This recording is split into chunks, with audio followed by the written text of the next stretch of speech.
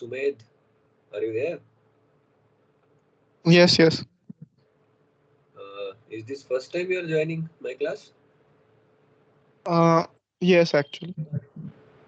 Okay, so can you introduce yourself briefly? Sorry, can you be a bit louder, please? Can you introduce yourself? Yes, yes. Uh, I have completed my mechanical engineering from Savitribai Phule Pune University in August 2022. I'm a mechanical engineering graduate. Currently, I'm working as a production planning and AutoCAD engineer at Macware Transmissions Private Limited, Varje. Oh, so you are from Pune only? Yeah, I'm from Pune. Okay, okay. So why did you come to this class today? Any reason? Because most of the times when the class is live, my working hours are basically 9 to 7:30. So it's 8 by the time I reach home. So I'm unable to attend live sessions. So I refer to recorded sessions which are uploaded on NPTEL. And today being Holi, we have holiday. So I have joined today. Oh, okay, okay. So you have seen the last lectures?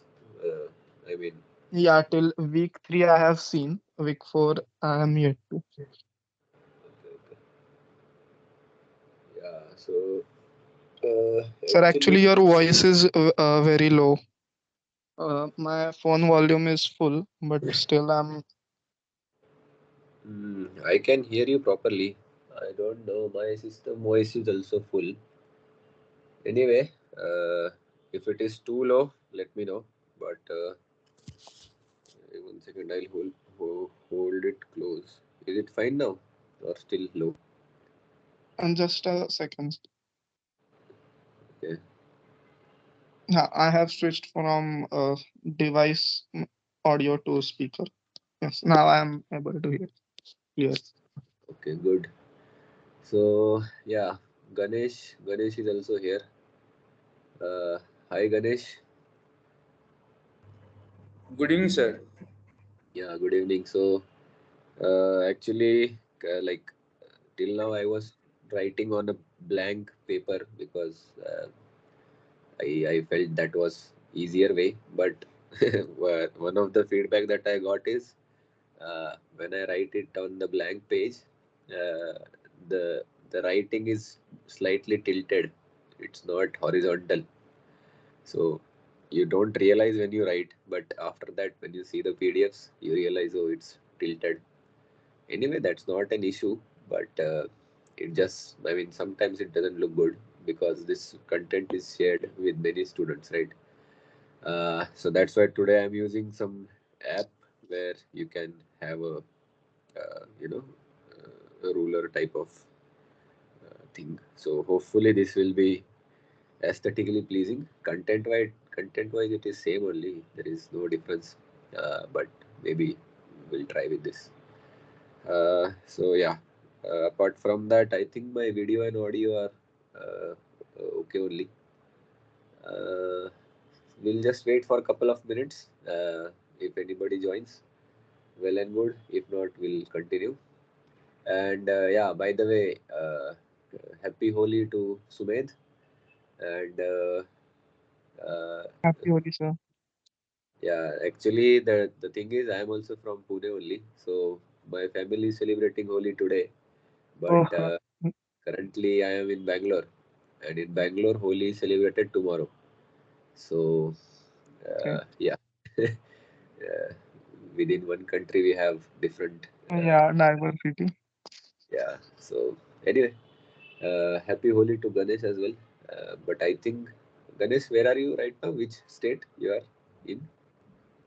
Well, I'm from Andhra Pradesh, sir. So we celebrate here the same date as you. So today is Holi or tomorrow is Holi in your Today, state? sir.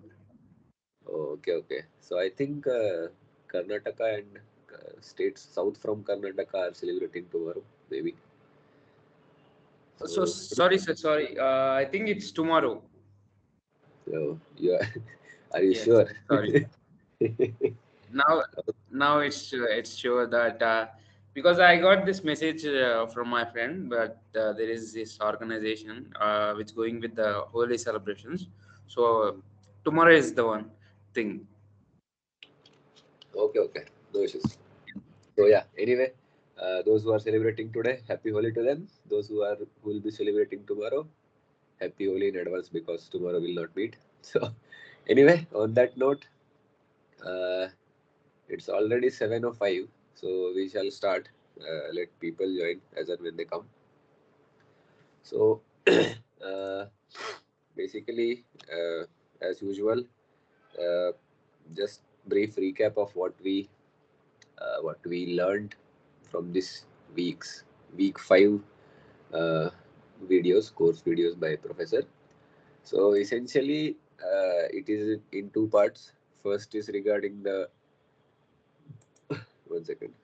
First is regarding the plant layout, uh, and in that also primarily two types. So basically, as from like previous classes, we know. Uh, if you have any question or anything, you can stop me and ask me, okay? Because I may not be able to see your raised hands and all. So no issues there. So moving on from previous classes, we know. Oh, one second.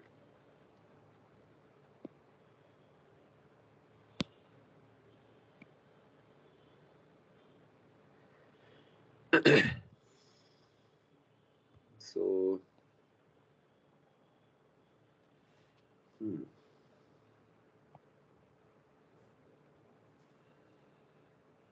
yeah.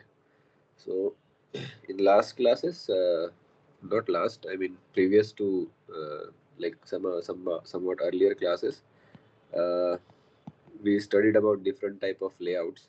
So essentially, uh, volume as and variety of products, volume of the product and variety of products. Based on these two parameters, we classify different type of process layouts. So if you can just help me out here, I'll use a slightly different color. So let's say I'm operating in this category. One second. Yeah, so let's say I'm operating in this category where variety of the products that are produced are more as compared to the volume. So if that is the case, can you just tell me will what type of plant layout will be suitable for this, whether process layout or product layout or in between like combination or Process layout. so process layout. Yeah, I think that is correct because when you have large number of variety and lower volumes, you essentially uh, you know club the different machines according to their functionalities, and then you take the job to different machines, and that's how you make it because this usually is suitable for if you consider the product life cycle, initial stages when your product is new or it is just trying to capture the market, or you want to study the feedback of different customers. During that stage you are not sure which type of which variety of the product is uh, more liked by consumers. So therefore what you do, you produce different variety of products in small quantities, so that after selling them you get the idea, and then you modify the the plant layout. So once you enter into the maturity stage, uh, one second. Yeah, once you entered into the maturity stage, what happens is I think this color is not visible properly. One second.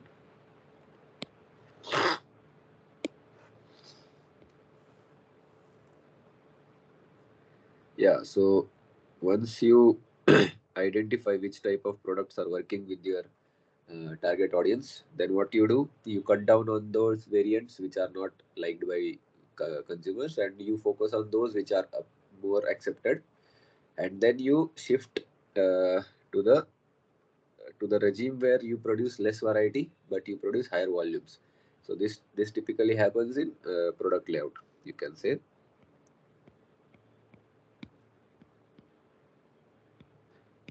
So as the name suggests, in this type of layout, you have identified your product which is to be produced in larger volumes. There are not much varieties to this. Uh, so that is one. Then it is not important for today's discussion, but there is one another type of. Oh, sorry.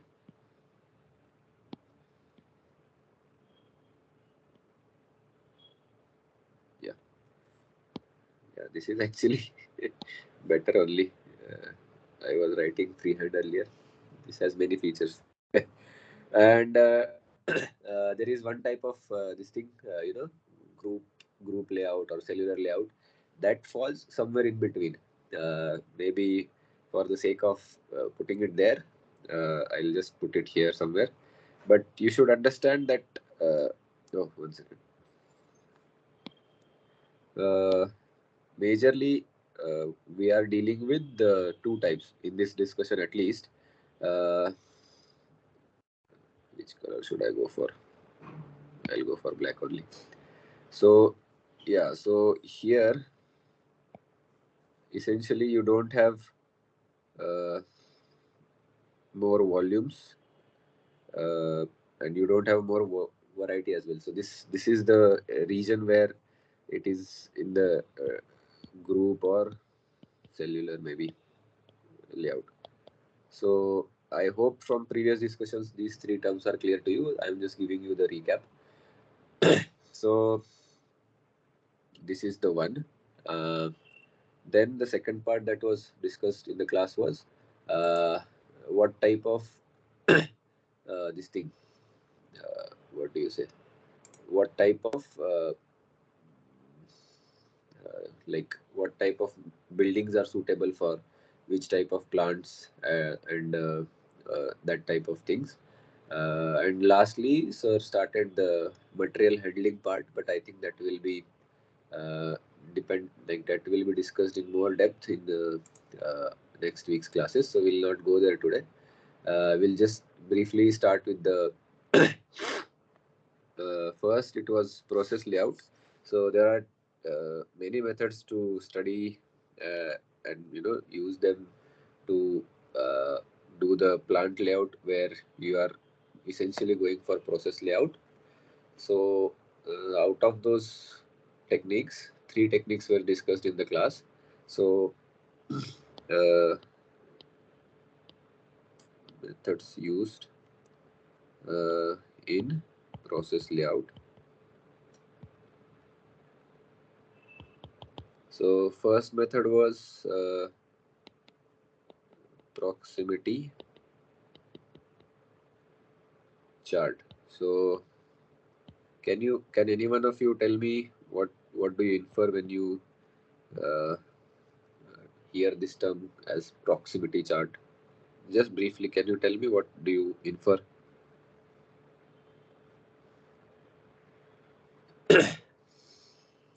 Anyone? Yes, sir. Like if facilities, what type of facilities can we have uh, to obtain a certain product? Nearer products. Sorry, nearer facilities to have a certain product. Okay. Yeah, so that's the reason to have this particular chart, which helps us to compile, sorry, to deploy what type of facility should be near to the product manufacturing. uh, okay. Yeah. So I think you have understood it, but maybe the description needs to be much finer. But Okay. first of all, no, there is that I mean, the answer is correct only. There is no right or wrong here. I'm just trying to just give you some keywords. So if anybody asks you what is proximity chart technique, so first of all, it's a graphical method. Uh, Usually, you don't do any calculations here. Uh, so what you do essentially, 1 second. So you will see in different methods, you basically do some calculation, you calculate some efficiency, some sort of things. But here, it is a graphical method for deciding which machines will go where, because we are talking about process layout. So for us, machines are important because they are assigned due to as per their functionalities, but product is not yet important for plant layout purposes. This is a graphical method in which what you do, you club your different activities into different type of categories. So you must have had seen some these things. 1 second. Yeah. So there are some categories like A is absolutely important to have these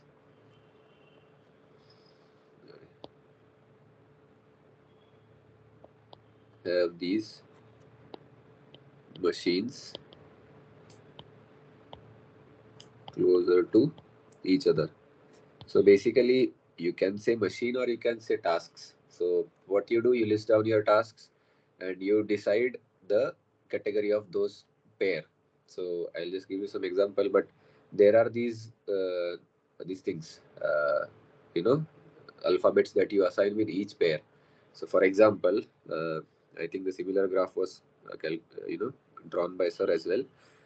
What it does is, let's say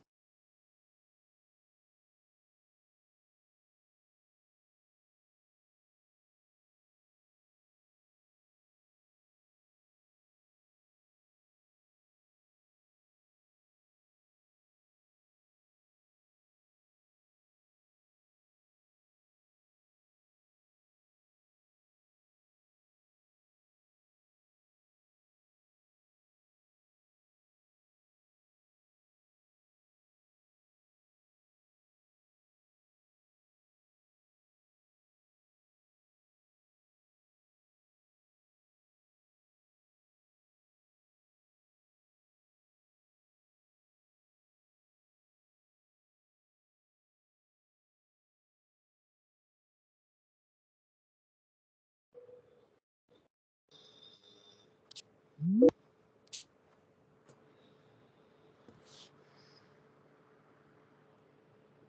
have hello. Yes, sir.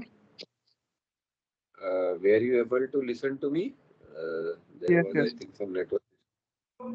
Yeah. Now you are audible, sir.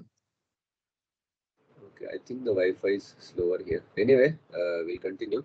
So if you have like four tasks or four machines in your assembly, or for example, we'll just stick to the machines because that way you can understand better. So what you do, you write them down in rows, and then you make a proximity chart. So I'll just quickly do this.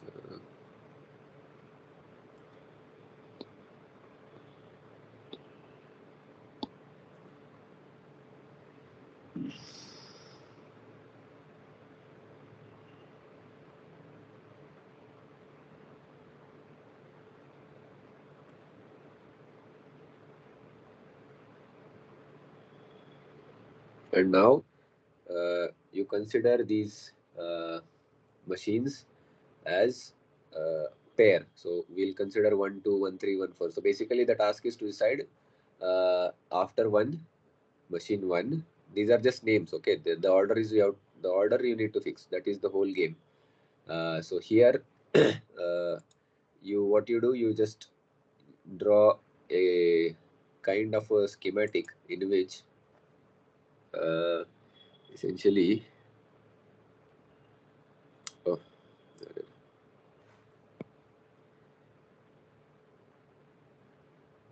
yeah. So essentially, what you do, you just mm,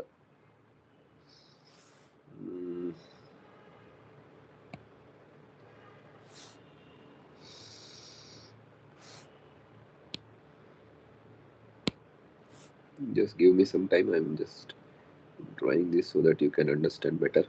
Going.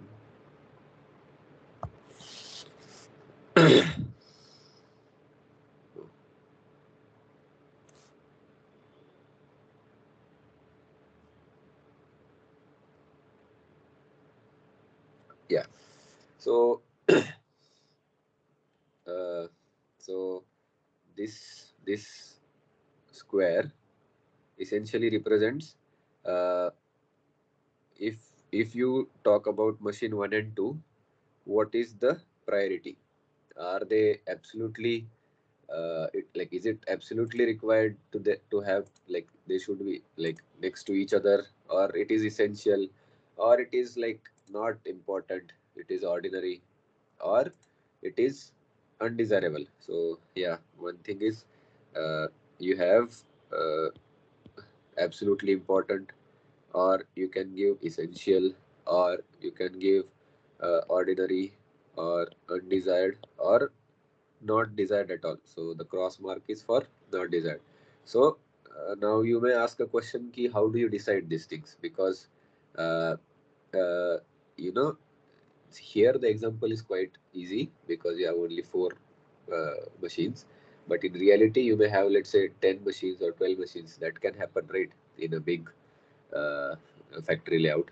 So there your experience comes in handy. So basically you form a team and you decide what importance of those pair is there. So you, and the rule is you can assign only one rating to these uh,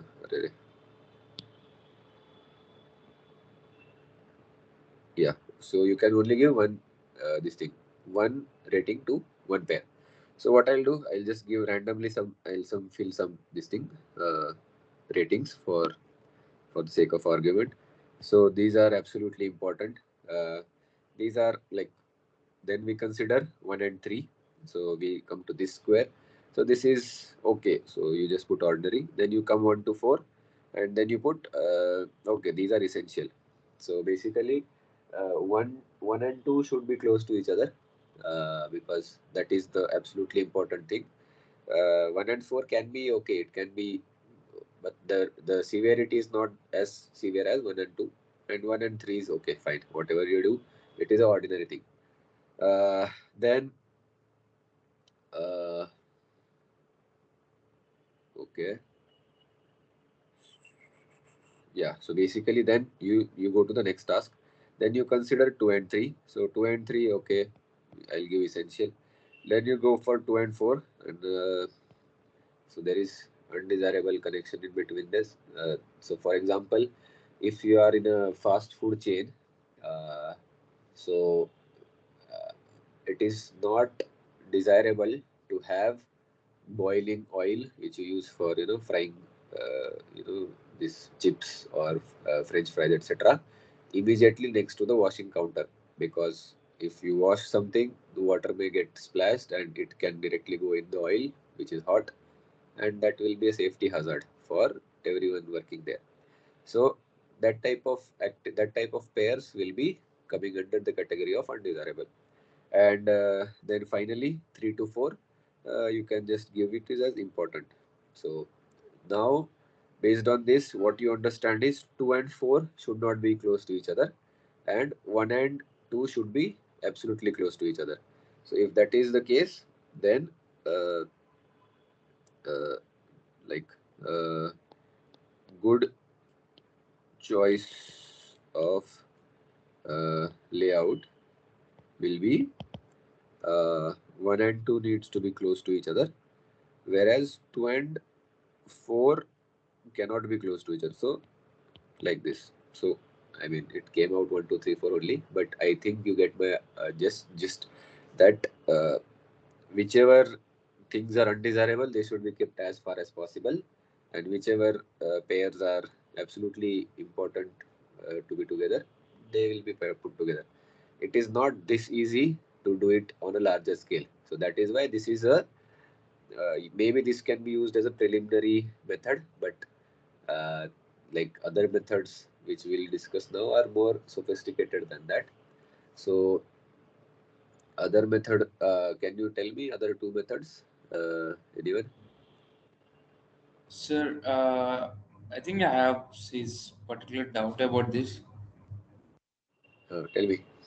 Yeah. So what if it's, all three, like 2, 3, and 4, is important for, sorry, absolute for one? So you are saying you want, you are talking about a case in which 2, 3, 4 are getting A grade with respect to 1.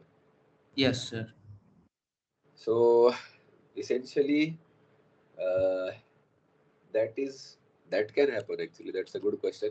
See here, what we were thinking is underlying assumption was that we'll have a line, uh, you know, oh sorry, we'll have a line sort of arrangement. But let's say when you do the classification and you get the case that you are talking about, in that case, one is very important, right? Uh, this thing, uh, machine one is important for all other machines. So essentially, there you cannot have line balancing or line layout because then it won't satisfy your case. In that case, what you do usually is you go for this type of layout. Okay. Now, this is kind of a center. So the machine which is most important for all other machines will be kept at center, and other machines will be around it. So that way you can have the arrangement in that case. Okay, sir. So, if actually we have taken this, four systems, right? Sorry, four missions, right? So, Uh-huh. as you're saying, in reality, we get to know for almost 11 to 12. Yes. So then after then, what we can do to sustain that particular layout, to reply a particular system in this, like this, adjacent sites. Yeah. So in that case, what will happen? Let's say you have 7 or 8 stations. Okay, and some of the machines are very critical for other machines. Uh, so in that case, you may end up with some structure like this: 1, 2, 3, 4, 5, 6, 7, maybe 8. So this looks like I think some chemical molecule type of structure. But Yes. this will come when your machine one is absolutely important for 4, 2, and 3, and once your oh actually the correct way should be uh, because 4 after 4 5 will come, right? So the better way to draw this would be the 4 and then 5. So basically uh, what happens in this case, your machine 1 and machine 5 are very important for different machines. So you can have this type of structure, and it may happen that machine 2 and machine 6 are having undesirable rating, so they need to be kept as far as possible. So you may have this type of uh, branch different branches type of layout as well. So it all depends on uh, what is the criticality of that pair. So in this case, let's say 1 and 5 are also absolutely important for each other. Then the 4 will go out like earlier, and 1 and 5, since they also need to be kept close to each other, it will be like this. So uh, yeah, depending on what application you are looking into, these will change. These need not to be line layouts. That's what I was trying to say, because this is not a product layout system, right? This is process. So you can put those machines wherever you want. So your objective is to put whichever are, dependent on each other, that pair should be close, and that pair which should not be put close, that should be as far as possible. So that is the main objective of this method. So is it clear? Yes, sir. It's totally clear. And can I have some few examples like the soap manufacturing can have this particular layout? No, because soap manufacturing is a high volume, less variety type of layout. So that will come Okay. under that will come Product under layout. Yeah. Yes, yes. So this type of process layout, maybe you can understand, wherever you live, there will be a one industrial area. So I think in Pune it is somewhere near Chakan or Pimpri Chinchwad, somewhere there. So in Bangalore it is Pinia. So each city will have one industrial complex where you get manufacturing of different products. So what happens there is you will have number of workshops in that small area, and that workshop will be doing a particular job. So one workshop will be doing milling, one will be doing turning, one will be doing finishing. So for example, you want to, let's say you are doing research on some new product. So you don't want to have more volume of that product because you are not sure how it will be turning out, right? You are in the basic stages. So you cannot put a factory because you need only couple of samples for that. So what you do, you take your sample and you go to the industrial area. There you talk to people. So they will ask what type of processes you want.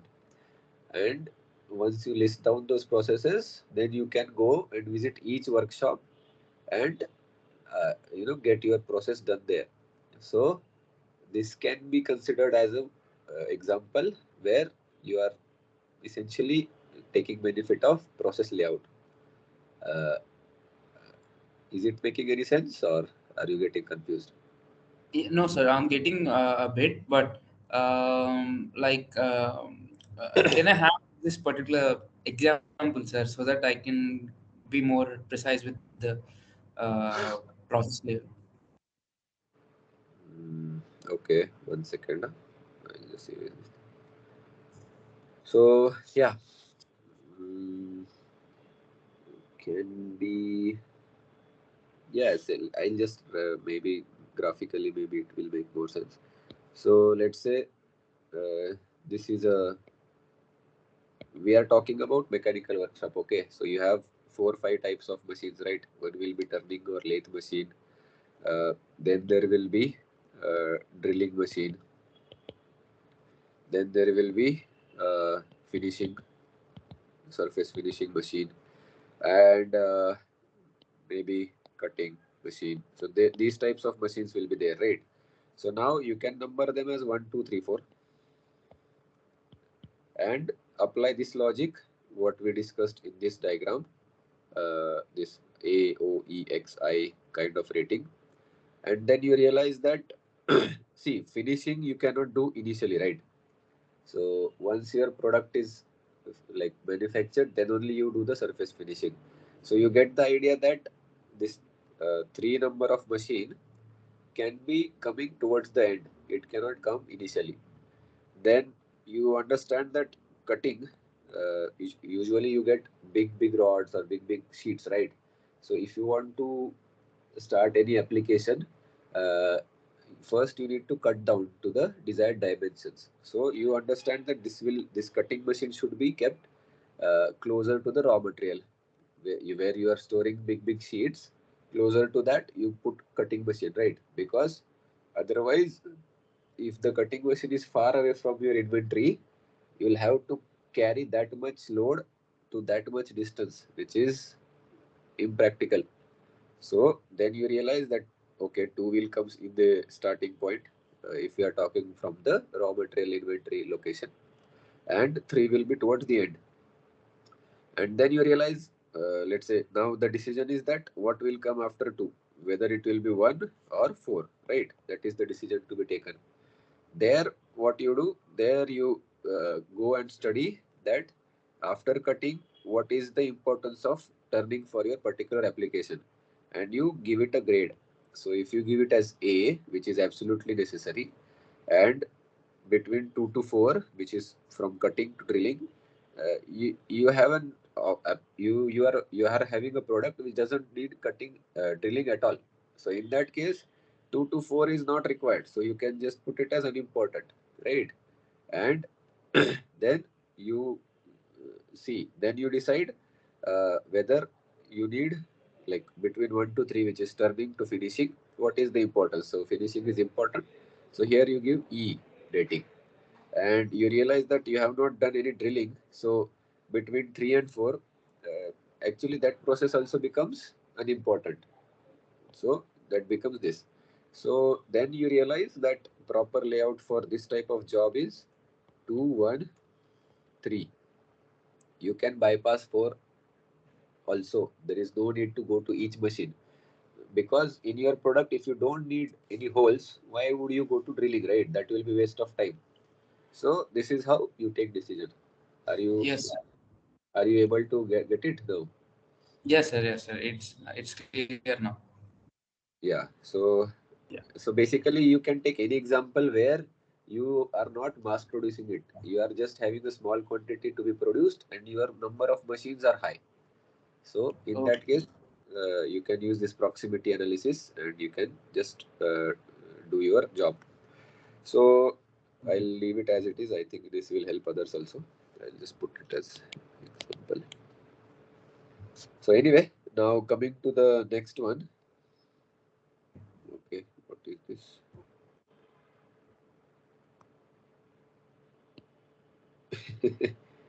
Something was wrong. Anyway, so yeah, then there are two methods. We are already at 7:30, 7:40. Sorry. So there is this method which is known as flow metrics. So basically, this method essentially talks about uh, you know, 1 second.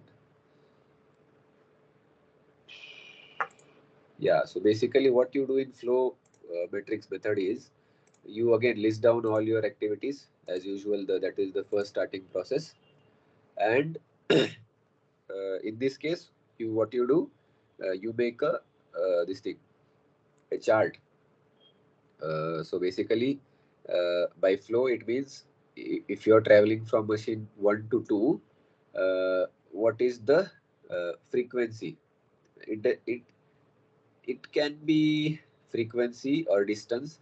See, basically, flow matrix is incomplete method in my opinion, because uh, it usually focuses on this thing, uh, number of movements. It does not consider the distance between workstations typically, in its true sense, and it assumes that while moving from A to B, whatever number of movements are there, they will be same from that machine back to first machine. So when you are going to 1 to 2, you will come back from 2 to 1. So in reality, it may not happen like that, but for our simple analysis, we consider that assumption. So basically, one thing that you need to uh, take away from this is this method focuses on number of movements, basically frequency. It does not consider distance usually, and it does not consider cost associated with that movements. So, for example, if I am having, let's say, 1 to 2, I have three machines. Okay, 1 to 2 and 1 to 3. These are two pairs. So I am visiting 1 to 2 60 times a day. Okay, so and 1 to 3 only 10 times a day.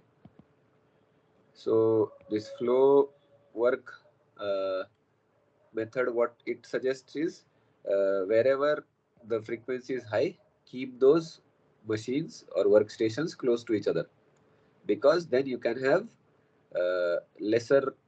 I mean, the underlying assumption is that then you can have more visits for lesser distance or something. But what if I tell you that uh, when I visit this station 60 times, I need to pay 1 rupees per visit, and here I have to pay 10 rupees per visit, right? So now the equation changes because you are now for 1 to 2 you are paying 60 rupees per day for all these movements, and for 1 to 3 you are paying 100 rupees.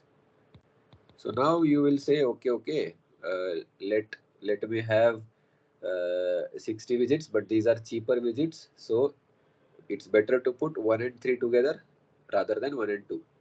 So the disadvantage of this flow matrix method is that, oh, I'll keep it that only. So the disadvantage of this flow matrix method is that it basically focuses on number of movements. It does not give importance to the costs associated with that movements. So to take care of that, we have a refined method, which is this thing, flow cost method. I think. 1 second. Flow cost module or something like that. 1 second. 1 second. I'll tell you. Model. Yeah, it is flow cost model. So you can call it flow cost method as well. It's okay as long as you understand what it is, model or method. So now, as I explained the drawback of second method, that will be taken care in this method. So it takes into account uh, load or frequency, you can say, distance and cost are considered, and based on that the decision is taken that which one will be closer to which. Let me just see if we can take one simple example for this. I think professor took one example in the class, right, in which Yes. uh, Yes, it sir. was it was shipping area versus packing area. Where should be the packing area, right? So on the similar line, if I can have one more example, 1 second, I'll just see.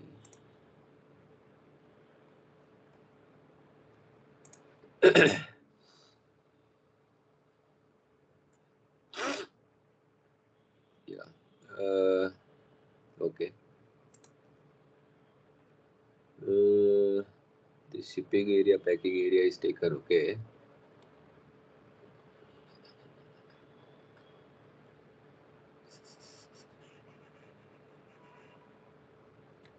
What type of example should I take? 1 second.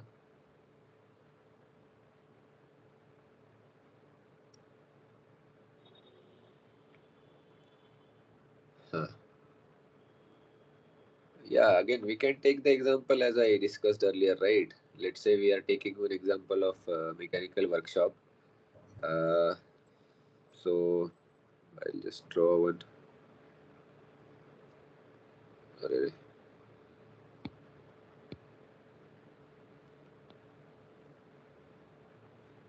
So mm,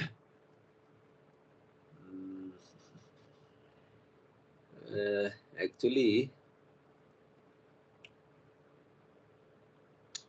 give me one second to think about this. I want to take some different type of example, not same as that of what professor has taken. 1 second. Sir, why don't you take this the second one example? Which one? Second one. This Second. This 1, 2, 3, 4. You are saying this no turning, sir. cutting. No. No sir. With the flow matrix, we got this frequency as well as cost, right? Oh, like this, huh? Yeah, Yes, sir. actually, this is.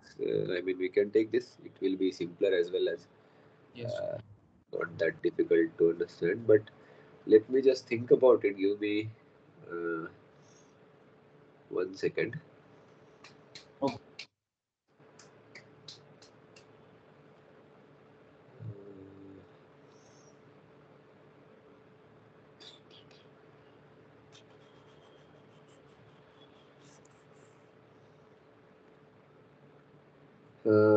Yeah, maybe. Okay, let me just think about it, whether it makes sense or not. You have 1, then you go to 2.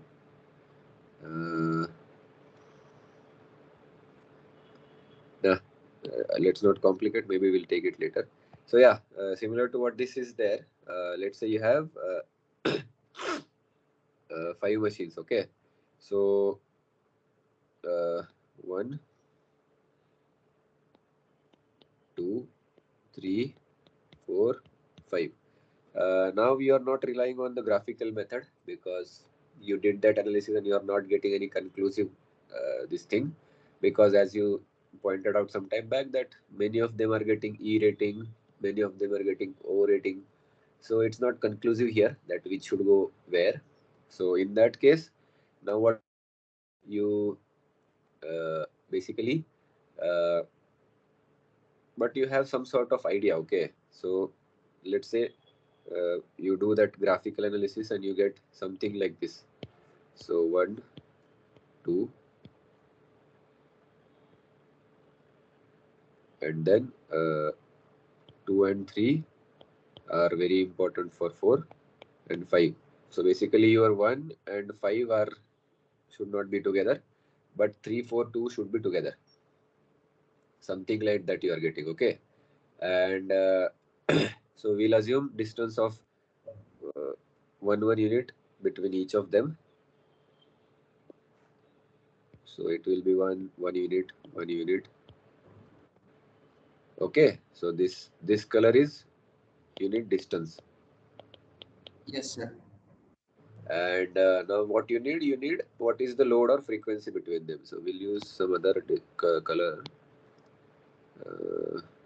Let's take blue maybe. Okay, so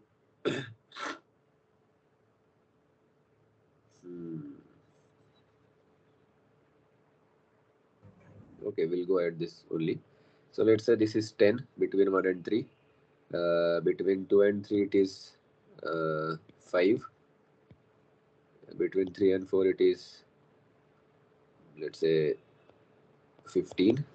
2 and 4 is 10, and 4 and 5 it is 20.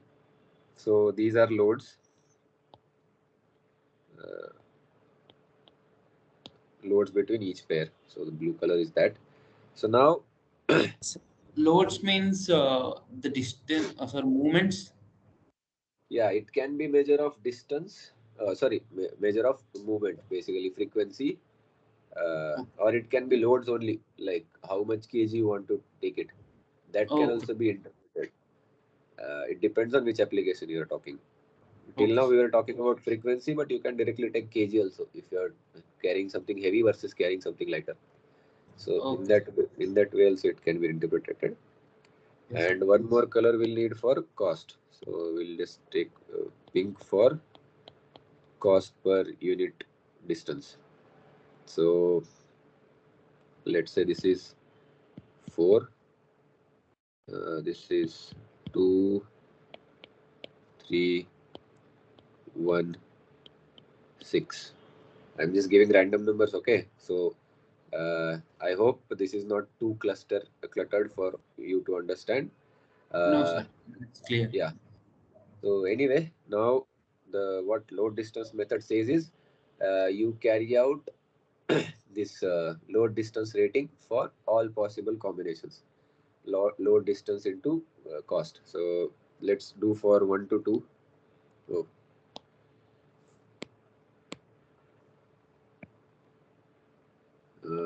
1 to 2.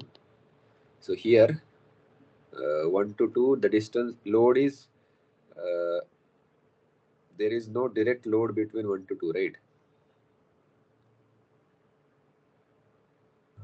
Sir? Mhm. Actually, this example, it works if you have, see, if there is no load between 1 to 2, it will be like multiplying 0 with the distance is 2 and the cost because there is no connection between 1 to 2, right? So Yes. essentially, uh, I think we need to rephrase the problem. It should be, uh, what should I say? Like we are arriving at the conclusion by starting, like when we start the problem. We should not do that. What we can do is, let me just erase this. I mean, eventually we'll end up here only, but uh, the starting point is not correct for this analysis. So Okay, what we we must be in a linear way, sir. no, we should have all connections. So basically, it should be like this: 1, 2, 3, 4. We'll take 4 only. 1, 2, 3, 4. Okay, and I am Yes. putting loads. So 1 to 1 there is no load. 2 to no load. 3 3 no load. 4 4 no load. But between 1 to 2 there can be, let's say, 10, and between 1 to 3 there can be 20. Between 1 to 4 it can be 15. And the assumption is like whatever load you are carrying from 1 to 2, or movement that you are doing from 1 to 2, same movement you will do from 2 to 3. So there are no divergence. So for this analysis you cannot do, I mean, this is a simpler version of it. In reality you can consider that case also, when in which first you go from 1 to 2, then you go from 2 to 4, and then you go from 4 to 1. See, that type of analysis is there, and essentially there also you can take only whatever load is there, multiply with the distance, and you get the answer. But we are not considering that complex case, because doing that calculation manually will take a lot of effort and you'll be get confused. That is done usually by coding or programming, etc. Okay. So we'll discuss the simpler versions here. We need to understand what this method is all about. There are complex variants which can be learnt later as per your requirement. So here we'll put between 2 to 3, let's say we have 40, 2 to 4 we have 30, and between 3 to 4 we have 50. So these are our loads, and between each unit we have one, like as we did earlier. I'll change the color. We have 1 unit distance between each. So that is there. So this is distance. Okay. And in class, that example was taken where they have assumed all costs are equal. K. They assumed K cost per unit distance. But in reality, that can be also different. So there you'll get another matrix like this. It will be slightly complicated as compared to what you learned in the class, but this will give you the flavor of actual what it is. So earlier you have one table in which you got all the costs, all the loads. Here you'll get cost. So basically same. You don't have any cost when you are at the same station and you are staying there only. There is no cost. But let's say if you move somewhere from 1 to 2, and for per unit distance you have to pay 3 rupees. For this you have to pay 10 rupees, 5 rupees, 6 rupees, 8 rupees, 2 rupees. So this is your cost matrix. This is your load matrix. So now we have to do the calculation. So first take the 1 to 2 pair. So load into distance into cost. So for 1 to 2, load is 10, distance is 1 unit, cost is 3, that is 30. Then 1 to 3, Sir, tell me. sir, do we not consider time? Uh, Actually, uh, see, time can be, when you are considering number of visits or load, that can also be considered as time only, because more number of visits you pay, more time you are spending in that activity, right? You need to minimize that, na, going forward. Oh, okay, sir. Okay. So with Yeah. the load and distance, we get the time, right? Yeah, I mean, yeah, you can interpret that way also, but you can say if the frequency is high between 1 to 2, that will eventually mean that you are taking more time, right? No? Oh, okay, okay, okay, sir. Okay, sir. I got it now. So that way, 1 second. Yeah, so we'll do the calculations. 1 to 3, load is 20, cost is 10, and the distance is 2. So this is 400. I think we'll have 6 cases here because 1 to 4, 2 to 3, 2 to 4, 3 to 4. Array, 2 to 3, 2 to 4, 3 to 4. So 1 to 4, 15. Distance will be higher. Cost is 5. So this is 15 to 25. 2 to 3, load is 40. Distance will be 1. And 2 to 3, the unit cost is 6. So 240. 2 to 4, 30 into 2 into 8. So 480. Then 3 to 4, 50 into 1 into 2, which is 100. So you got all the loads, this thing, load, distance, and cost. So now you analyze what this information is telling you. So here you can see the highest number is 480, right? So why is it high? Because it has high load, distance is moderate, and cost is also high only because the minimum cost is 2 and maximum is 8, maximum is 10, and you have 8 cost for 2 to 4 movement. So this is your main this thing. This should be your primary focus on this primary focus on this movement from 2 to 4, and after that maybe this one 400 from 1 to 3. So this will be your again like secondary focus, but let's not go to the secondary because it will change anyway. So now see, now this 2 to 4, it is high because load is also moderately high, distance is high, and cost is also high. So out of these, you can change any one or any two or all three depending on your application. But the method that we learned in our class, we only changed the distance.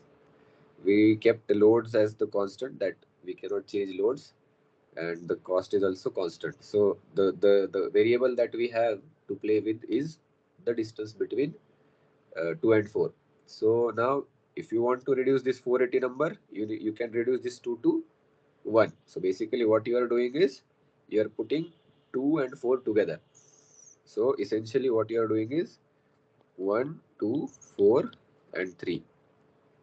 Earlier it was 1, 2, 3, 4 because you have to start with some sort of arrangement, right? So you started that 1, 2, 3, 4 is my correct arrangement, and now you are iterating. So this is a method in which you keep on iterating. So you did first set of calculations for load and cost, and then you realize that okay, the highest cost or the product of load cost distance uh, is 480, and that is coming for 2 to 4.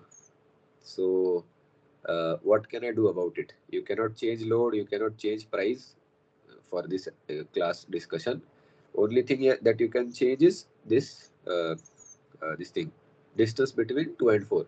So what you did 1, 2, 4, 3. There is another option in which you can do 1, 3, 2, 4, right? So there are two possibilities now. You can either go for 1, 2, 4, 3 or 1, 3, 2, 4, right? Because in each case, or maybe third possibility is 2, 4, 1, 3 or 2, 4, 3-1, right? So there are a lot of possibilities. So how will you narrow it down? You can't, right? Because if you do one change, and here the only variable that we are changing is distance, okay? So if you have uh, like some application in which your load can also change based on your layout, and your cost also can change based on your machine layout, in that case, just imagine the complexity that comes. So therefore it is difficult to arrive at an optimum combination by manual methods. Usually what you do, you write a code and you basically put it in a for loop, and you put that minimization problem basically. So uh, whenever you get the cost lower than the previous combination, you consider that configuration as the best combination, and you try all other combinations that way. So then only you get the optimum combination. So uh, by iteration, one can get optimum combination. Now your question will be, what is optimum combination? So for that, what you generally do is, when you do this calculation, you sum it up. So why you do that is, so I am not doing the sum, you can do that and fill the number. But what you basically do is, for each configuration you calculate sum, and you try to minimize that sum. So eventually it will arrive in a optimum combination where the load, distance, cost of other all combinations are more or less same, if possible, if your system is having that type of solution. So it becomes an optimization problem then. So Yes, I sir. hope, yeah. Yeah, got that. But so while doing the sum, we'll get this. We'll go for the smaller sum of layout and fix with that as an optimum combination, right? Yeah. Okay. And So it's I'm asking with the curiosity that as an industrial engineer, we must know this particular programming language that can optimize the complexity that we are going through while selecting the process layout. Sorry, any layout. We must know the programming language. uh, see, it is not compulsory, okay? I mean, if you know, it will save your time and effort. Otherwise, manually, see, we did one set of calculation and we figured out that 2 and 4 is the problem because it has highest rating. Now, after that, you can manually calculate for this 4 configuration, right? There is no stopping you. You can calculate for 1 2 4 3, you can do for 1 3 2 4, and these 4 things. But and these calculations are not that difficult to do manually as well. But can you imagine if you have, let's say, 10 type of machines, and you can change your load, distance, and cost also for depending on whatever configuration you have landed up with.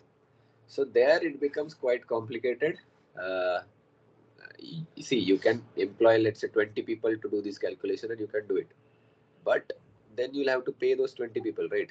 So uh, usually nowadays you can write a small set of code, and you can do this optimization problem. There are standard libraries for this also. I'm sure there will be in some transport this thing, optimization transport. Okay. So, is there any particular tailor-made application, like digital application for this type of problem-solving systems? Like if we go for the um, C language, that where we can do the Yeah, programming, we can have this yeah, application, Facebook. yeah, yeah. So, You can, like that, is there any problem solving system or application to do this type of particular calculations? yeah, actually you can do it in C++, but it is thoda old. Okay, Nowadays you can do it in MATLAB or Python if you want to do it on your own. definitely. Thank you, sir. Sorry, It's clear, sir. Clear for now. Yeah. Yeah. So the optimum combination will have minimum sum of load, distance, and cost. Okay, so that is what I mean by optimum combination. So I hope this clarifies this method. I have slightly complicated it because in class what we studied was a simple version of it. So I thought I'll just give you the flavor of the complexity that can come with this. So it is not as easy as it looks.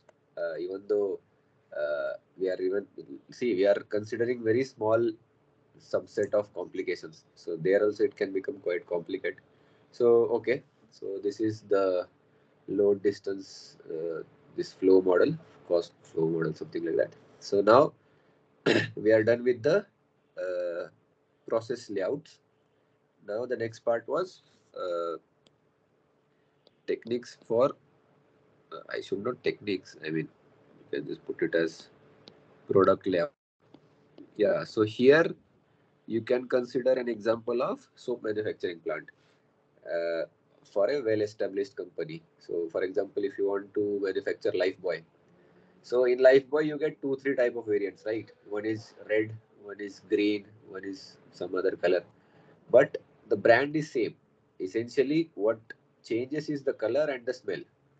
So that uh, that production methodology is same. So basically, if I can just give you an example of soap manufacturing line. So essentially, first there is a big mixer. One second. Yeah. So initially, the first step is mixer, in which you mix caustic, I think fatty acid. Uh, Fatty acid plus caustic gives you glycerol plus soap, something like that. Maybe you can check it, but it mix caustic with fatty acids. These are, oh, basically these are oils. I mean, uh, if you don't know the soap manufacturing process, you can just Google it. I've known, sir. I went to this particular industry called Josel. Okay. Yeah, Yeah. I've So seen this acid, oils which smells sour. I think yes, I have known this. yeah. So basically, you mix it with caustic, which is NaOH, sodium hydroxide, and that chemical reaction gives you a soap. What we call as a soap. It is basically it replaces one hydrogen from the fatty acid, and sodium is attached there. So it is a mushy white type of structure. So then you take that structure and you put it into uh, another mixer. So if I can just copy paste, one second.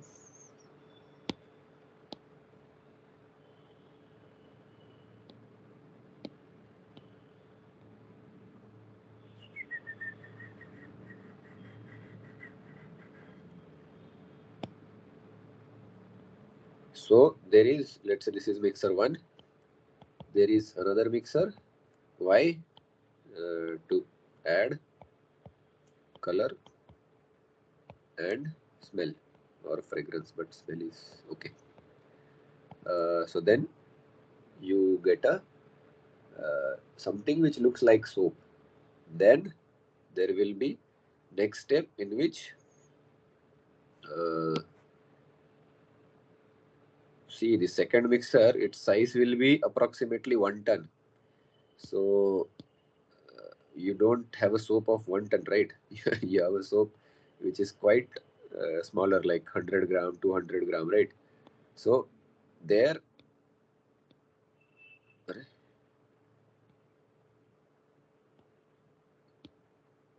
I'm not able to delete this.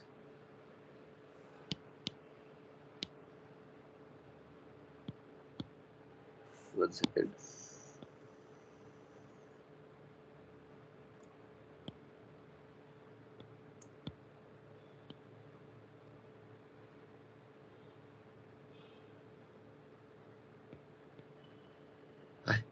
क्या कर रहा हूँ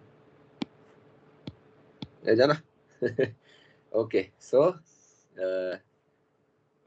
then what you do, you take that in this mixer, you add color and mix it, and you take long rods out of the mixer, and then you uh, stamping into soap tablets. So basically, you have a stamper machine. I don't know how many of you have seen this, but you take a long rod and you have a die. It comes from both the side and just smashes that soap rod in between.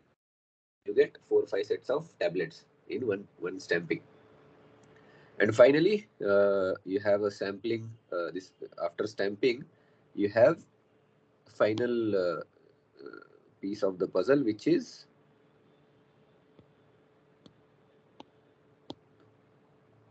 okay.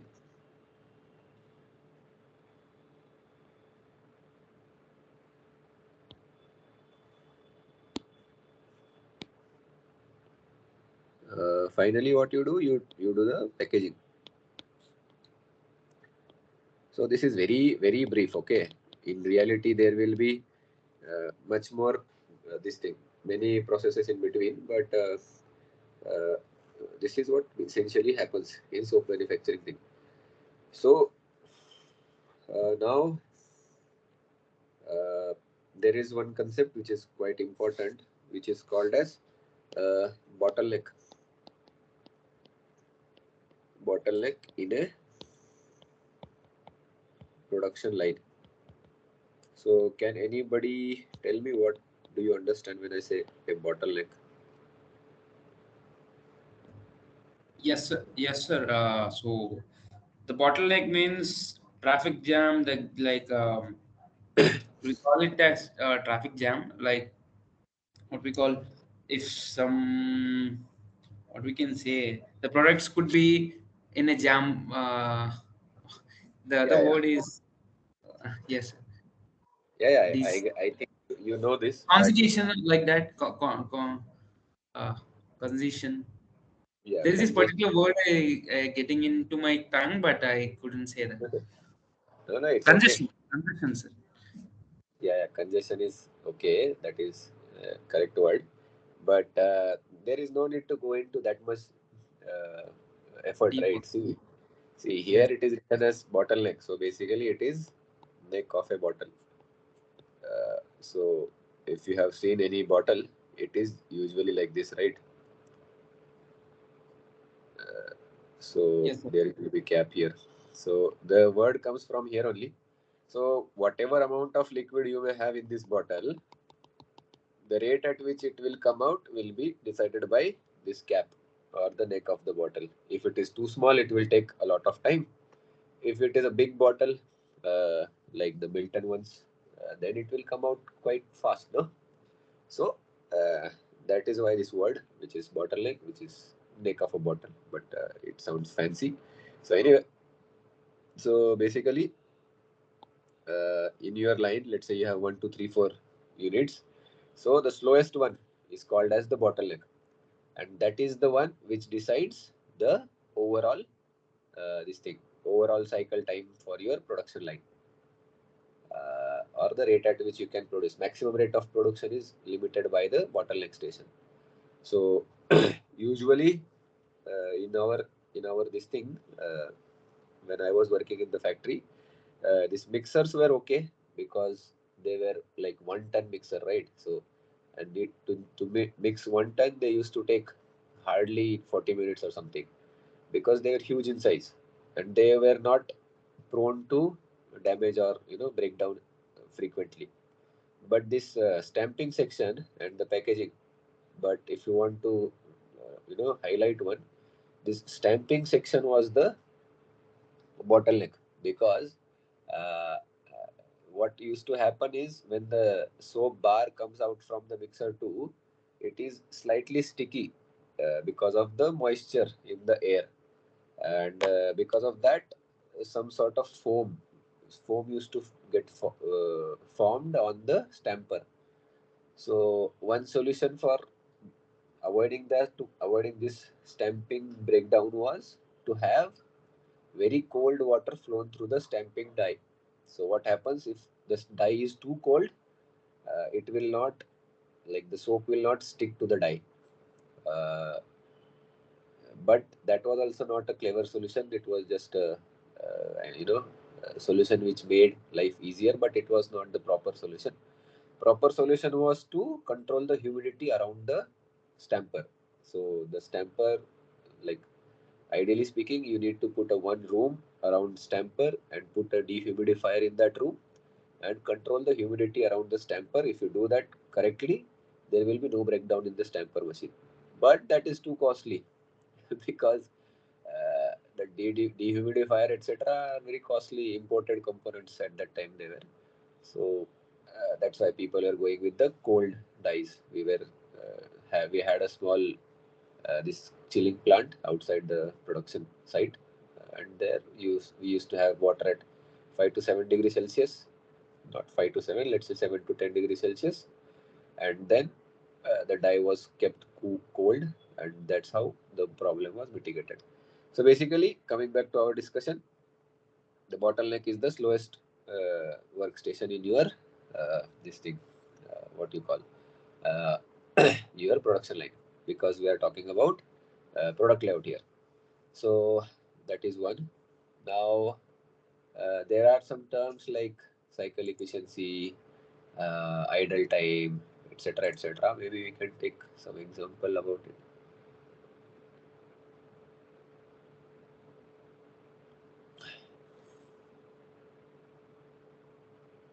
One second.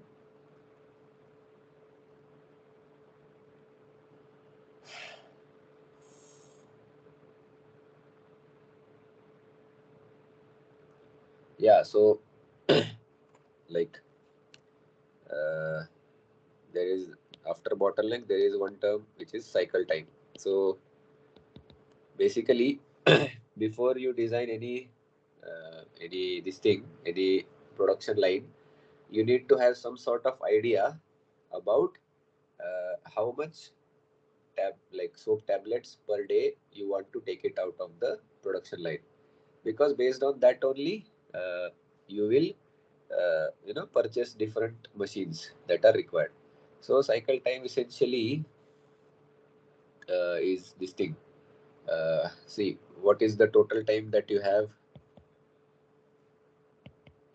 in a day? Total time available per day. So if it is a single shift, it will be 8 hours. If it is a continuous job, it will be 24 hours. Okay.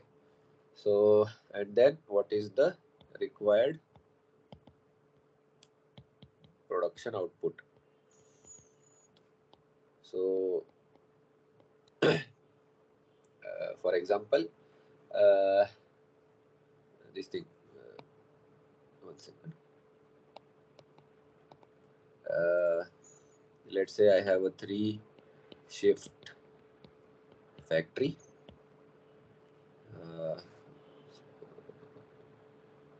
Okay.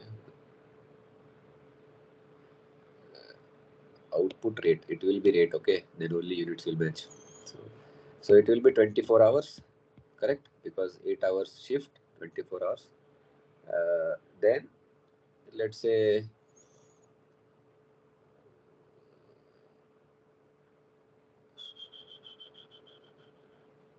actually the units are not matching here.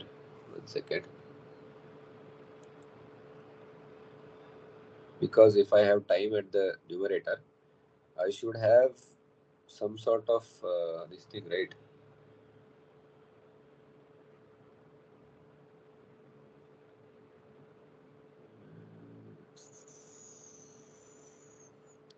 Maybe there is something wrong in this formula, but anyway.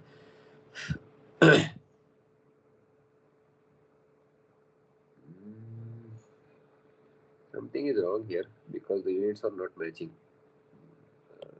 One second. Time. So yeah, I think the numerator. Yeah. I think yes. So the numerator will be like in seconds. Yeah. No. See, numerator will be uh, uh, see, you want finally output in terms of time, right? Let's say seconds or minute. So numerator will be production output rate.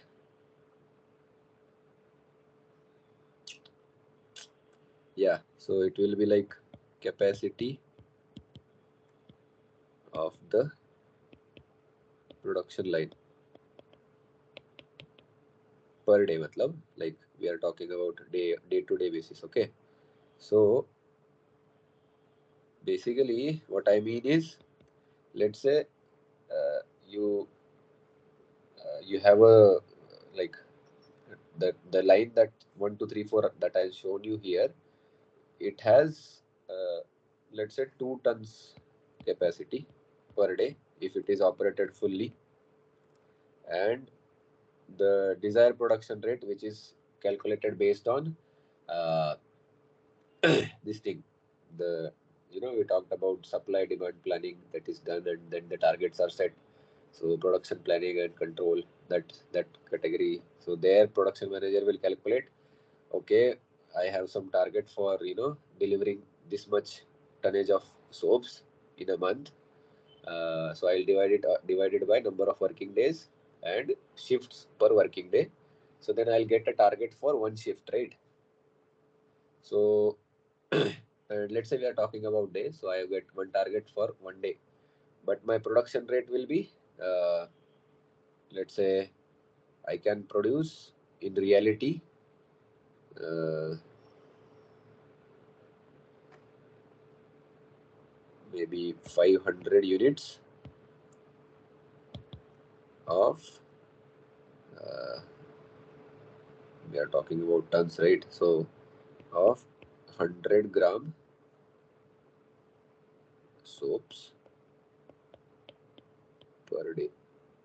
I mean, this is too small a number, okay? I mean, uh, they usually, the factory that I was working in, they used to produce, I think 10 to 12 tons per day. They had 3 shifts. So this number is quite low. We can change it later. Anyway, so I think maybe you are getting idea right now that, see, basically, uh, whatever total time you have and whatever rate at which you need to produce. So uh, something is wrong here. Sorry to say, I'm not yet convinced myself. Let me just go back and check. Uh, Sir, so I think in the class, the sir said about like the production time for a like per day for, let's say, 8 hours. mhm, So we get to multiply with the 60 minutes. mhm. So 480 minutes you'll have. Yeah, so then for 500 units, or like so I'll just say the example, sir, that sir have taken to calculate the required cycle time. The cycle time equal to time available for a product Mm. by number of units. Okay, okay.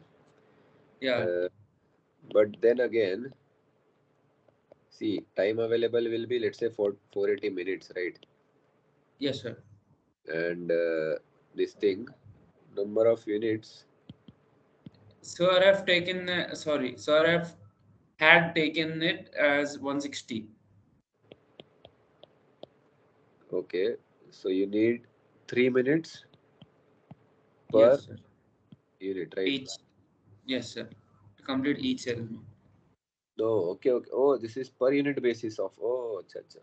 I was Yes. thinking cycle times in terms of absolute time. No, it is per Oh, unit. Per unit. Okay, okay. yes, sir. Yeah, yeah. I think I mean I was interpreting it slightly wrong. So anyway, so basically you have to produce one soap in 3 minutes. That is too slow. Usually one soap is produced in a minute or so maximum. Uh, that is also very slow because it's a very fast process, and yeah. So anyway, we'll go with the 3 minutes per unit. So this is your cycle time, right? So now Yes, sir. then you have to decide how many minimum number of working stations that you'll require in the this thing, right? In your plant, I mean in your production line. So how do you decide that? So I think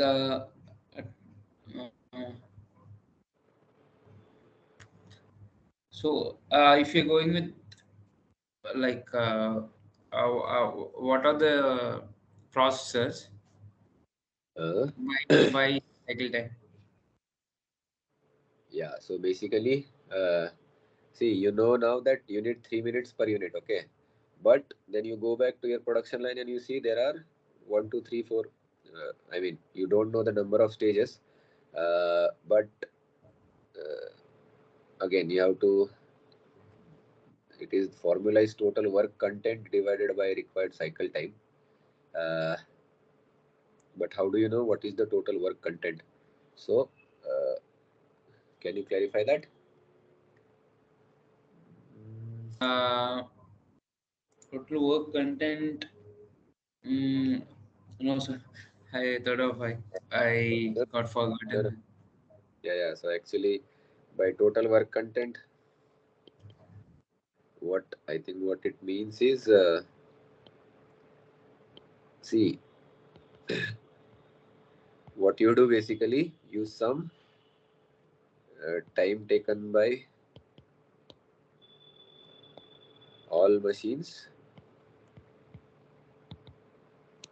to operate on one unit. So basically, see, there are four stages, but each stage will have different machines, right? So mixer one has first it has weighing scale, then it puts that into the mixer, so it has that hydraulic machinery to put that, because we are talking in terms of tons and all. Manually, you can't put that. And then it mixes, and then there is another machine which controls the output of that mixer, and at what rate it goes to mixer 2. So basically, this 1, 2, 3, 4, they are called as workstations, but they will have different machines there itself. So what you do, you roughly estimate what all time you need. For example, uh, like sir has taken the example of this manufacturing plant, right? So for welding one component, you need 6 minutes. For all other things you need. So basically, you estimate time for operating that machines, all machines that you have on one unit, and that you then you get some number. So basically, uh, by going by the class example, it was 18 minutes. So then minimum number of stages. So basically, that is the difference. It is not number of this thing, minimum number of what you call machines or something. It is stages. So 1 second.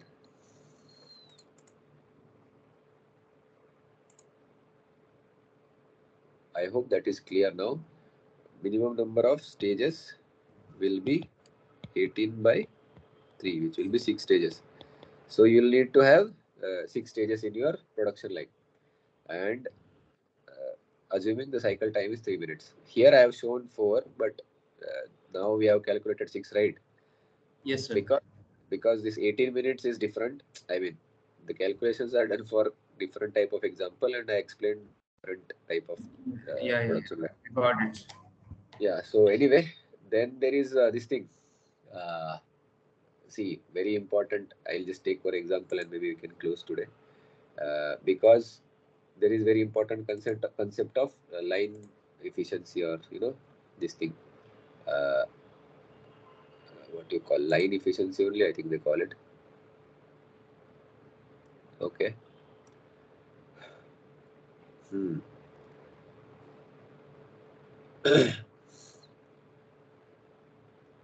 Okay, give me 1 second. I'll just quickly go through it.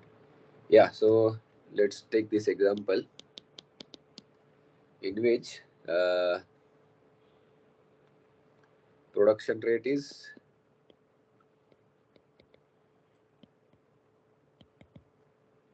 320 units per day, and you have different this thing. Now you have figured out what is the minimum number of workstations that you required. So they are, let's say, 6. And now previous workstation. So basically, uh, 1 is your starting point, but before like before 2 there is 1, like that, and before 3 there is 2, and before 4 there is 3, then there is 4, and so basically it is a single line type of workstations, like they are arranged in series basically. But there are different tasks in each stage. So first stage has, let's say, A task, which will be like, weighing raw materials. Second stage will be having some B tasks, and third stage has C and D tasks. Okay, and then fourth has E and F, and fifth has G and H. So basically, you have 8 tasks that you need to complete within 6 working stations. Okay, so Yes, and sir. But what are these previous workstations? yeah, basically, uh, one will be starting point because there is no previous before 1. Then you go to 2. For 2, the predecessor is 1 only, right? So like this. Now you go to 3. 3 has a predecessor which is 2. So there is single line. Yes. So Yes, sir. it may happen in some cases that workstation 3 can have 1 and 2 as a predecessor, like that. So in that case, it will become like this. 1 second. It will become like this. Understood? Okay, sir. Yeah. Yeah, but we are taking this linear example, so let's not complicate things. Okay, sir. Then now for tasks also we have predecessors, because uh, see, you cannot do one task unless and until all the predecessors are completed, right? Whatever working station you are. So first for A there is no predecessor because that is the first task, but you need 1 second. For completing task B, task A must be totally complete. For completing task C, also A needs C and D both. You need to complete A first. For E, you need to complete A first, and for F, you need to complete A and C first. I understand these things are becoming slightly complicated, but just bear with me. We can. Arre. B and C. For G, only C is required, and for H, all previous tasks had to be complete. That's why it is a final task, right? And Sir, I couldn't get that quite really. So, 1 second, I'll explain. Just hold on. And these are tasks per unit. So if you want to perform task A for a single unit, you need 70 seconds. For task B, you need 80. For task C, you need 40, and for task you need 20 seconds. For E, you need 40. For F, you need 30 seconds. 1 second.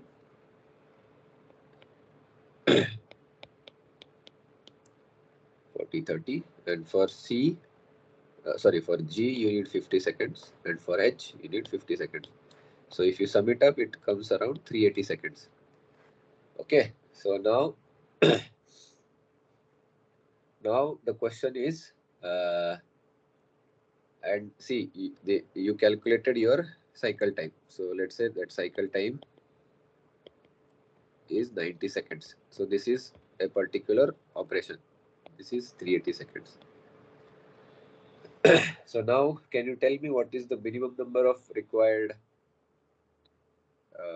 workstations that you can have? yes, sir. The work content by the cycle time, right? Yeah, so 380 by 90 basically. So it will be 4 point something, right? Yes, sir. 4.2 something. But you approximate it to the next whole number because you cannot Fine. have 4.2 workstations, right? So now you know that you need to have minimum 5 workstations. Now, how will you go about it, right? That is the question. So to understand that, this task and task predecessor are important. So I'll just write that first we need to complete task A, right? Because that is the first task. Yes, sir. Then task A is predecessor for B, C, D, and E. So from A, like after completing A, you have B, C, D, and E. You can have 4 tasks only after completing A. Now, then for F, you need to have B and C complete. So F will be after completing B and C. And for completion of G, the C task needs to be completed, only C task. So it will be like this. And for completion of H, all 4 tasks need to be complete. So H will be like this. Understood? No, sir. No? So no, sir. But one thing is, so so to complete each section of the task, Uh, sorry, each stage of the task, we must go for the predecessor, right? yeah. So from B to H, we must have this predecessor as A, From B to H, H yeah, you need to have task A complete. complete. See, Yes, sir. it is complete now. See, I'll highlight that path. Uh, so you are saying before completing A, uh, so this path, if you can follow the top one. So first, you do task A because that is the first task, right? Then Yes, sir. you complete task B, C, D, E, right? And before going to F, the requirement is your B and C task should be complete. Then only you can go to F, right? And Yes, sir. before going to H, all 4 need to be completed because that is the final task. So that is when your product will be finished, right? So all things should be tied up by then. So if you can just follow the top path, see, for getting H, you need to have F. For having F, you need to have B, and for having B, you need to have A. Okay. Yeah, so maybe you can go over it later, but this is the this is called as precedence diagram. So Yes, sir. basically, it is a technical term, but basically, before completing any task, all the predecessors should be there. Matlab, it should be completed. So now, Okay. you need to have 5 workstations, and you need to arrange these 8 tasks into 5 workstations, right? And your cycle time is 90 seconds. So uh, you cannot go above 90 seconds anywhere because if you go at any workstation, if you cross 90-second limit, your cycle time will increase, right? It will not remain 90. So now let's start with the workstation. 1 second. So this will be your workstation,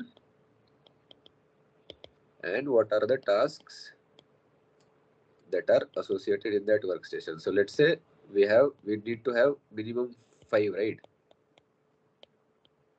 So now for first workstation, which task will you pick? You have to pick A because that is the first task.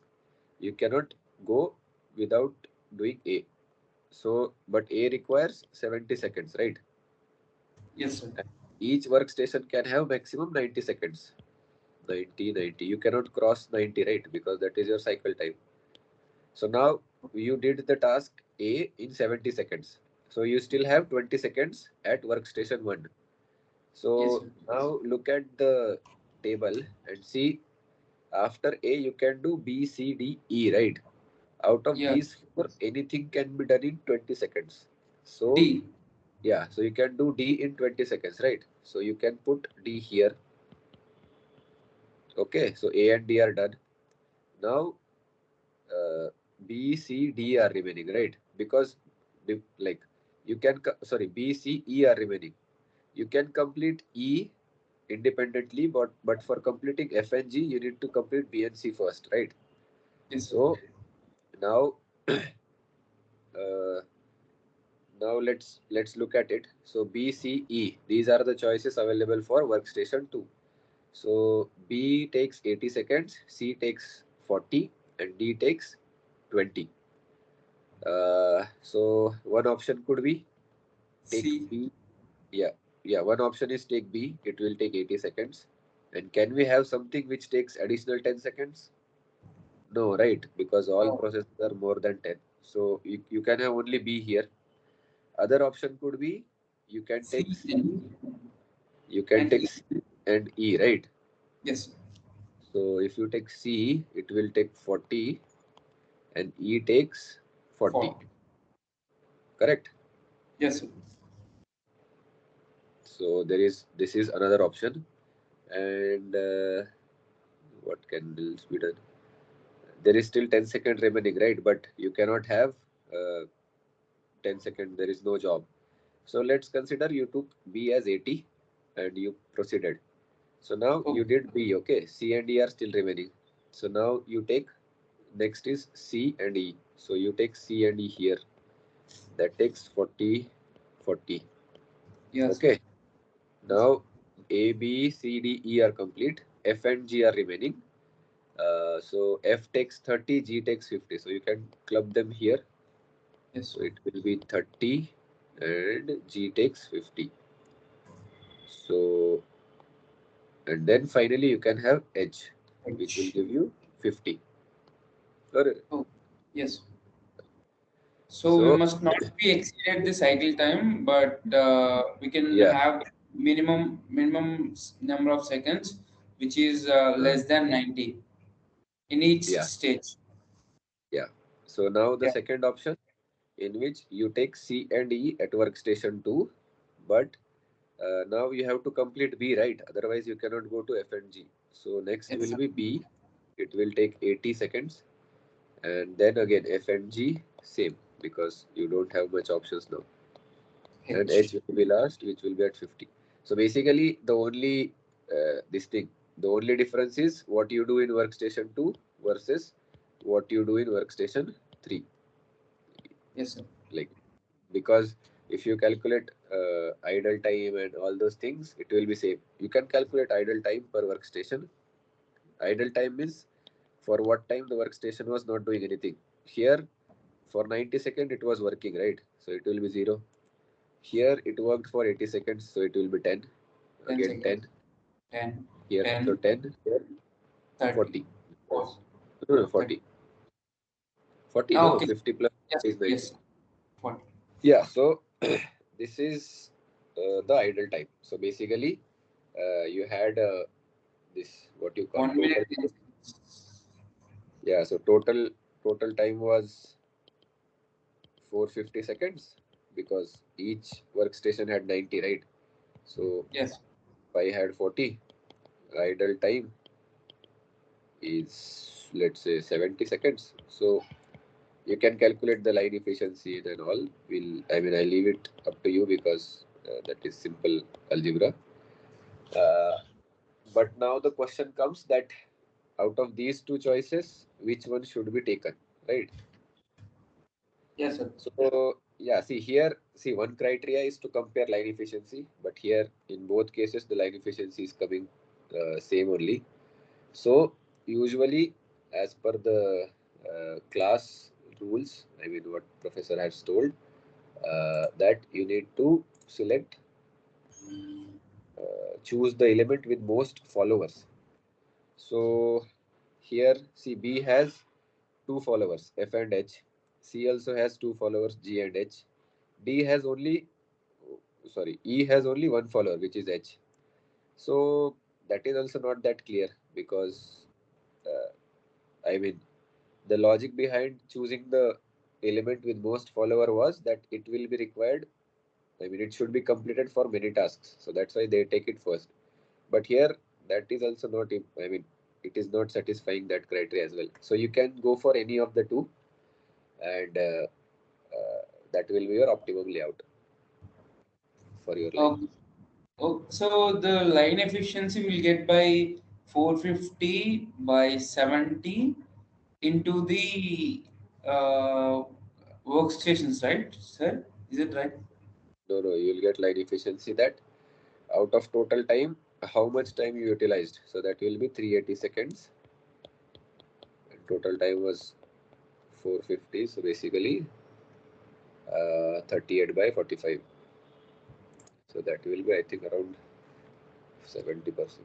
Oh, 85%, 84.44%. So that is a good line efficiency, I would say. Okay, sir.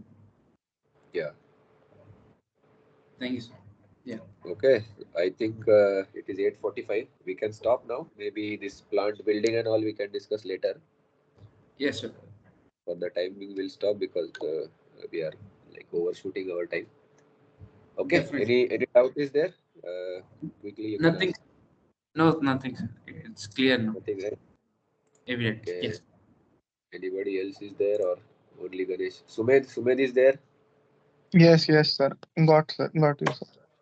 Understood, right? Yes, sir. Got a Okay. better idea from this example. Okay. So if we don't have any time, any doubts now, we can break now, and maybe next Tuesday we can meet. Okay. Definitely, sir. Okay Good then. night. Good night and take care. Yeah. See you later. Yeah. Bye. Bye, sir. Good night, sir.